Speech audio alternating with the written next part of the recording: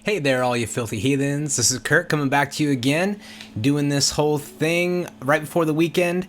Got a great show for you today. Again, I'm going to focus on two topics. The main one today, we're going to go over two things. The main one's going to be the retirement of Justice Stephen Breyer from the U.S. Supreme Court. He was appointed by Bill Clinton back in the early to mid 90s. And he's been on the court for a while now, almost 30 years. So he has decided to step down, and I'm going to go over some of the takeaways I have from that bit of news.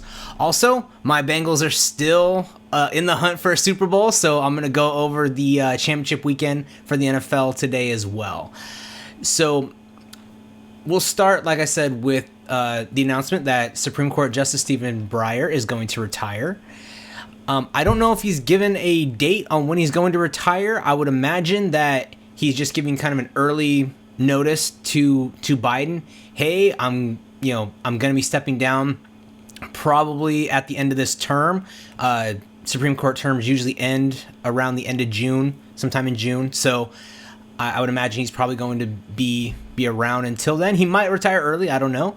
But it does give enough time for Biden to kind of vet some candidates and replace him and kind of make a smooth transition for the outgoing justice and the incoming justice without a huge worry about is there going to be an issue filling the seat in time for the next session, which starts in September. So that is always big news in the United States when a Supreme Court justice steps down. There are only 9 justices, and they essentially have final word over what is and is not legal and constitutional when there's a dispute on the law. So this is a big deal. My problem with this is that how it's been handled. So I actually am surprised that Breyer waited this long to retire. I honestly thought he was going to retire last summer because you want to get it. If you're a liberal justice, you want a Democrat replacing you. It was really stupid for Ruth Bader Ginsburg to say, "Oh, I'm just going to wait on Hillary Clinton to appoint my successor." Well, Hillary didn't win, and then she died a month before the election, and Donald Trump got to replace her. And that's how we got Amy Coney Barrett on the bench, and that was a huge swing in the makeup of the court. Well, this is smart on Breyer's decision to retire during a Democrat president. I think he should have retired last summer, as did a lot of Democrats. But hey, doing it now is fine. What this does let you know, one thing you need to know, what this really proves is that even Stephen Breyer thinks Democrats are going to get wiped out in November. I believe he thinks that Democrats are going to lose control of the Senate for sure. And I think that's the main issue with getting somebody appointed to replace him that's kind of in his line of thinking on how the law should work. So that's what I'm thinking here. My concern with this isn't that I'm glad Breyer's going, or are they going to pick someone even crazier than he is when it comes to decisions. I fully expect President Biden to appoint someone who's a psychopath when it comes to the law. My actual thing here is I've listened to Justice Breyer and how he, the questions he asks and the positions he takes in Supreme Court arguments. And I've watched a lot of videos of him kind of interacting with other justices and with people who are knowledgeable in the law. And I mean, he seems, while I disagree with his judicial philosophy, he seems like a really decent guy, a really good person. And I believe he was treated terribly. Especially last year, he was definitely treated terribly. But with this year and his announcement to retire, he was treated awfully. And it really bothers me. It almost feels like Democrats decided to you basically decided to kind of try to force him out, which I don't know why you're doing it in January. You could have waited until April to try to force him out. I mean, like I said, you want someone like him on the court for, I mean, do you think he's going to die sometime in the next couple of months? I don't think so. I mean, Ruth Bader Ginsburg looked like she was going to die for the last 5 years, but he looks still healthy and spry, and I don't know why you're trying to force him out this early when you can wait until the end of the judicial term. But that's really what it looks like, and the proof is right here. Apparently, Breyer was pissed that his announcement to retire was leaked and that it got out to the press, because justices are normally afforded a certain level of, hey, you can retire when you want, you can make the announcement when you think is appropriate. Some justices want to do like a kind of formal, I'm going to call the president, I'm going to let him know I'm planning to retire on this day. I will stay on the court until a replacement can be done. I remember back in the 2000s, mid 2000s, Sandra Day O'Connor said she was going to retire, but then William Rehnquist, Chief Justice William Rehnquist, he died in the meantime, and so it was, Sandra Day O'Connor said, hey, I will stay on the court until you can find my replacement. So, go ahead and take care of the chief position first, and then you can take care of mine. So Sandra Day O'Connor, kind of did George W. Bush a solid there a little bit, stayed on the court for like an extra few months. So that was kind of cool, and it would have been nice for Breyer to have that kind of, I'm going to call the president, I'm going to let him know I'm going to retire, this is my day, and all that stuff. And apparently he was really mad that it got out before he made an official announcement to retire. And that's too bad, because like I said, he seems like a nice guy. I've never met him, obviously. Some of his more recent, I listened to the court recordings, he sounds like a cranky old man more recently, but when I go back into like the 2000s and those cases like that, he just seems like a guy who wants answers and is really trying to, purvey a message, purvey his take on everything. And, I like it. It's like a really cool college professor that you liked. That's what he seems like on the court. And it would have been nice for him to have that whole thing just go through and retire the way he wanted to.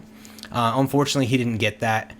And it's, I think that goes to show this had to have been leaked. This really had to have been leaked by somebody in the administration.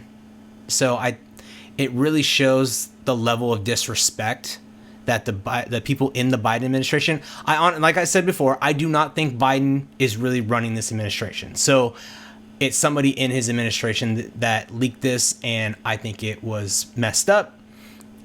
And it just shows a level of disrespect towards this justice and this process that I think is just, it's gross, basically. And and there's video of this. You can take a look at this right here. This is from townhall.com on their Twitter. The level of disrespect shown in this 45-second clip towards Justice Breyer, and this time it is specifically by President Biden, is disgusting. It is absolutely despicable. I saw it and was just like, you son of a bitch. How dare you treat somebody on the Supreme Court like this? That is terrible. And we'll just let you see it for yourself. Thank you all so very, very much for being here. And I'm not going to take any questions because I think it's inappropriate to take questions with the justice here. He's still sitting on the bench, but you'll have plenty of opportunities to get me later today and for the rest of the week, next week too. So thank you very much. Thank you. In deference to the moment. So, if you didn't catch that, remember, people are wearing masks for a reason. Now, I've said this report repeatedly before in other videos.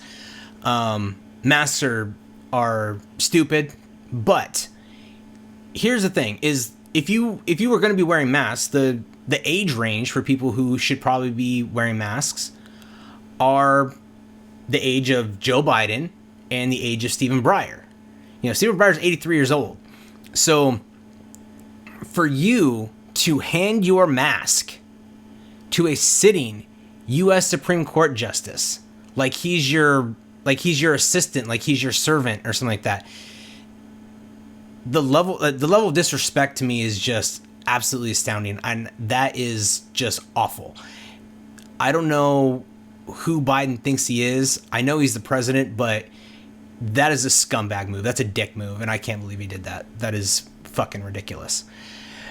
Well, going back to Justice Breyer resigning, who's going to replace him? Well, here's the thing. The replacement pick so far, President Biden has only said he's going to choose a black woman. That's it. They've said nothing about, qualifications. Are they good enough? Do they have experience? Nothing like that. What's their experience in the law? What's their experience being a judge? Anything like that. So the only thing he said, we're going to appoint a black woman. Well, if that's your only requirements, I mean, that's a lot of people. But it is really kind of weird considering Biden himself has had a checkered history, we'll say, when it comes to appointing black women to be judges. Going back to, when was this? This was in the early 2000s, mid 2000s. Janice Rogers Brown, she was the what's it called? Chief Justice of the California Supreme Court. She was nominated by Bush several times to be on the DC circuit.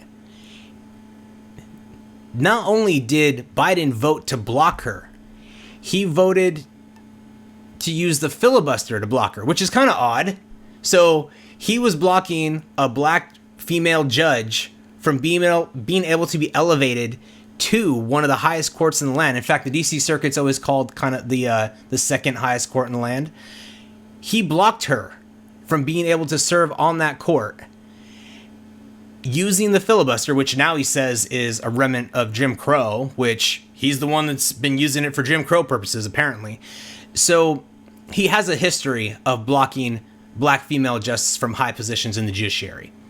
So that's kind of creepy, number one. So now all of a sudden he wants a black woman on the Supreme Court.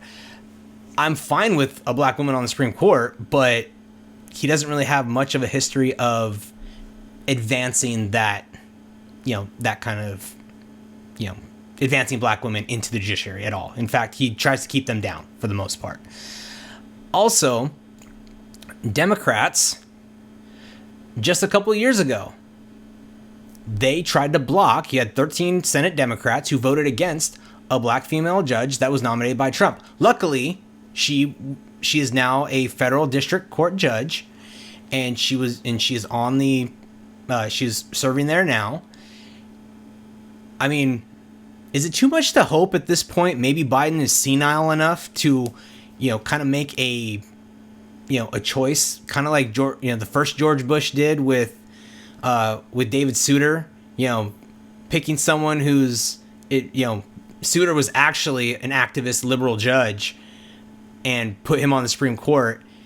Is it too much to hope maybe Biden is stupid enough and just, his brain is gone where he might choose somebody who's maybe a more conservative judge when they actually get on the court?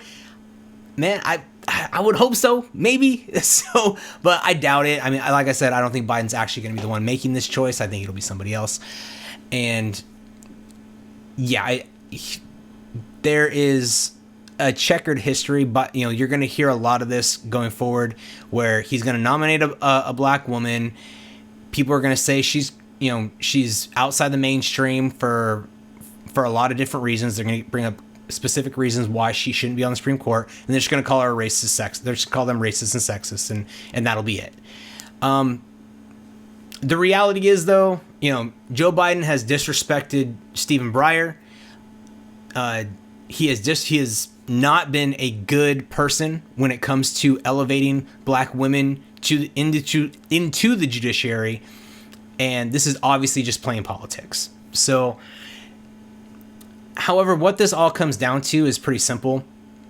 There's not going to be a huge fight If anything, this is just going. I think since Breyer, if he's going to be retiring early, I think Republicans might want to just burn through the confirmation process as quickly as possible. It doesn't change the makeup of the court. It's still basically, 6-3 Republican. Well, it is 6-3 Republican appointees, but Kavanaugh and Roberts are kind of, really wishy-washy and just really not good justices.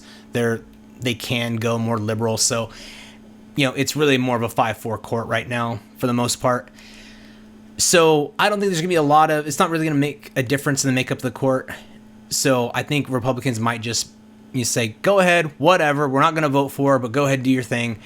And she'll get through, and that'll be the end of it. We'll have a black woman on the Supreme Court, which, cool, I guess.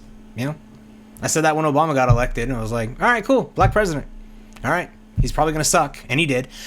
But But I think overall, this process so far, it's only been a couple of days. I think it just shows that Barack Obama was right about Joe Biden. Never underestimate Joe Biden's ability to fuck shit up. So, that's my serious topic for the day. We're going to go on to stuff that's a bit more fun now. So, let's go on. We're going to take a look at the, championship weekend. Championship weekend for the NFL is probably my favorite weekend, maybe divisional, I don't know, it just depends on the games, but last week's games were all incredible. They all came down to last-minute scoring. There were some comebacks, and, the Chiefs-Bills game was incredible. It was crazy. Crazy game. The comeback that almost was with Tom Brady and the Bucks coming back and almost beating the Rams, but the Rams, figuring out in the final seconds. Last weekend's games, they were great. And I really think this weekend's games have the ability to be actually just as great. So I'm really looking forward to this. Obviously, I'm a huge Cincinnati Bengals fan, so obviously I am just stoked for Sunday's game at noon. It's noon my time, 3 o'clock Eastern. So the Bengals versus the Chiefs. Now, these teams played about a month ago, week 17. Apparently, all the sports commentators, all the people that know about football, they all forgot that the Bengals beat the Chiefs a month ago. Now, there were some things that you're not expected to see. Number one, some of the referee calls are not going to get called during the playoffs. They'll get called in the regular season. You'll kind of let things slide a little bit more in the playoffs. So there are some things that kind of helped Cincinnati kind of stay a little bit closer in the game that probably won't get called. Also, though, in that game, the Chiefs didn't show up. Their offense really didn't show up at all in the second half, and the Bengals defense didn't really show up at all in the first half. So there is some room here to kind of wiggle around and be like, okay, this game could be different. Also, that game was in Cincinnati in front of a crazy crowd. The Chiefs' home stadium, Arrowhead Stadium, I believe, holds the world record for loudest stadium. And if not the world record, it might be like a North American record for the loudest stadium in the, they own a record for loudest stadium. So it's obviously a huge deal. So this game is really, really exciting because these are two really good offenses. And when they played each other last time, like I said, the Chiefs didn't show up in the second half. Their offense didn't show up in the second half. But in the first half, they scored 28 points. That's a lot of points for a whole game. And they scored it in the first half. The Bengals came back and won, but they scored 17 points in the first half, 17 points in the second half. They were pretty consistent. Their offense was anyway. So this is really kind of interesting. Neither one of these teams has a great defense. They're both solid. In fact, you can see the numbers here. If NFL will actually load them up, you'll be able to see the breakdown here. The Chiefs have a better offense, ranked third, but the Bengals have a slightly better defense. So, they're both really, really strong pass attacks. The Chiefs have a better rushing as far as the numbers go, but Joe Mixon on the Bengals as a running back is one of the top 3 running backs in the league. So that changes things up a bit. So this is gonna be it's really hard for me to choose on this. I've gone back and forth. I'm gonna take the Bengals just because obviously I'm choosing my heart on this one, but I can see it going just like every single way. I could see this being a very close game and it looking very much like the other game, tight score within one score, 34-31, somewhere around 38-35, some kind of score like that I could see happening. However, I could also see the Chiefs just blowing the Bengals out and this being like, 45-17. But I could also see this being a blowout for the Bengals. I could see the Bengals 45-21 or something like that. So it's hard for me to take. So I'm going to take the Bengals just because, I'm not going to be down on my Bengals. I'm not going to, they've gone farther in this season than I expected already. So I'm going to keep riding with them. They've been doing great. The only game they've lost in the last 2 months is a game where they sat most of their starters and pulled the rest of their starters about halfway through the game. So I'm going to stick with them. I'm going to ride with them on this. I think it's still going to be a close game. I think it's going to be won by the people you least suspect. I think Joe Mixon and CJ Uzomah are going to be the game breakers. I think you're going to see Joe Mixon get at least 70 yards rushing. I think you're going to see CJ Uzomah get roughly around the same amount receiving, and I think they'll both each have at least 1 touchdown apiece. So I think you're going to see the main people in this game are going to be different than last game, where it was just the Jamar Chase show, where he had, 3 touchdowns and 260 yards receiving, so something crazy like that. I'm thinking it's going to be people that you least suspect win this game, and I'm going to take the Bengals here. If I was a betting man, which I'm not, I would say bet the over. So I believe the over-under on this is 52 points, something like that. I would bet the over because I really think this is going to be somewhere, 38-35, 38-31, and I'm kind of lowballing it on that one. It wouldn't surprise me to see this game be like 48-42, somewhere around there. So that's what I'm thinking for this game. I'm going to take the Bengals, and that's what I'm thinking that game goes, and get my Bengals back to the Super Bowl. Hopefully they can. Hopefully they can come back. Hopefully they can do what they couldn't do in their last 2 Super Bowls, which is beat the 49ers, who I am taking to win the NFC Championship game. The Bengals played the 49ers. The Bengals have been in the Super Bowl twice, and they played the 49ers both times. Both times got beat by Joe Montana. The last time was in Super Bowl 23. I think that's the only time I've ever cried because of a football game. I was 5 years old, so it's not that big a deal. Fuck you. But I'm going to take the 49ers to win this game against the Rams. I can't count them out. Their defense has just been too good. So they've been able to get after the quarterback. They basically shut down Aaron Rodgers after that first drive last week. And you can't shut down the MVP of the league and then be brushed off the next week. I really think they just find a way to win. That's part of the reason I'm taking the Bengals too. The Bengals have just been finding ways to win over the last few weeks. So I'm going to take the 49ers. I've got to say, this is more about me kind of wanting this to happen because I want this Bengals team to exercise that demon, to break that curse that Joe Montana set on us in Super Bowls, how we can't win a Super Bowl. So I kind of want the Niners to be the one the Bengals win their first Super Bowl to, just to, kind of cap off this season. And that's who I'm hoping. That's who I'm thinking is going to win. I actually think the Bengals and the Niners are going to win these games. And like I said, I'm not a betting man, but if I was a betting man, I would bet the under on this game. I haven't seen what the under is for the betting, but whatever it is, I mean, you can see here the last time they played was again about three weeks ago, and the Niners won by 3 points.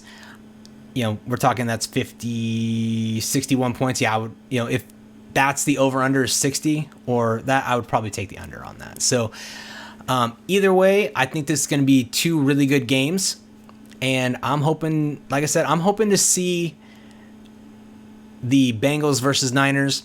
I will take the Bengals versus the Rams. I will even take, if my Bengals can't go, I would like to see the Rams and the Chiefs play, because I think those are 2 really good offenses, and I'd like to see them just, go up and down the field against each other. I do not want to see the Niners and the Chiefs. Saw that a couple years ago. I'm cool. I don't need to see it again. So those are my takes for the NFL playoffs or championship weekend. And that's all I've got for you today. If you like my work, you guys can check me out, filthyheathens.locals.com. Also check out my Twitter page at heathenkirk at Twitter. That's where I get a bit more, you get more content out of me there than anywhere else. And I'm here. I post all my things to Rumble before I post them to YouTube, usually right around 24 hours. I've had to kind of adjust it a little bit because I've been making these videos a little bit later at night, and I just don't want to stay up until 2 a.m. Editing videos. So I post them to Rumble first. So go and check out my Rumble channel, Filthy Heathens, and Filthy Heathens Bits. Both of those channels are mine, and then you can always check out my Filthy Heathens channel on YouTube as well. But if you guys like my work, go leave a comment down below if you like my work, and if you hate my work, if you think I'm a complete idiot, leave 2 comments. Tell me how much I suck. But other than that, I will talk to you guys later, and thanks for tuning in.